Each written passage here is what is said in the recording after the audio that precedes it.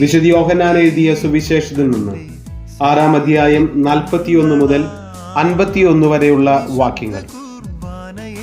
സ്വർഗത്തിൽ നിന്ന് ഇറങ്ങി വന്ന അപ്പം ഞാനാണ് എന്ന് അവൻ പറഞ്ഞതിനാൽ യഹൂദർ അവനെതിരെ പിറുപിറുത്തു. അവർ പറഞ്ഞു, ഇവൻ ജോസഫിന്റെ മകനായ യേശുവല്ലേ?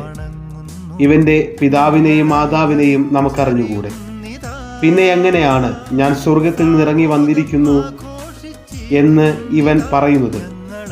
യേശു അവരോട് പറഞ്ഞു, നിങ്ങൾ പരസ്പരം പിറുപിറുക്കേണ്ടതില്ല. എന്നെ അയച്ച പിതാവ് ആകർഷിച്ചാലല്ലാതെ ഒരുവനും എൻ്റെ അടുക്കലേക്ക് വരാൻ സാധിക്കുകയില്ല. അന്ത്യദിനത്തിൽ അവനെ ഞാൻ ഉയർപ്പിക്കും. അവരെല്ലാവരും ദൈവത്താൽ പഠിപ്പിക്കപ്പെട്ടവരാകുമെന്ന് പ്രവാചക ഗ്രന്ഥങ്ങളിൽ എഴുതപ്പെട്ടിരിക്കുന്നു. പിതാവിൽ നിന്ന് ശ്രവിക്കുകയും പഠിക്കുകയും ചെയ്തവരെല്ലാം എൻ്റെ അടുക്കൽ വരുന്നു.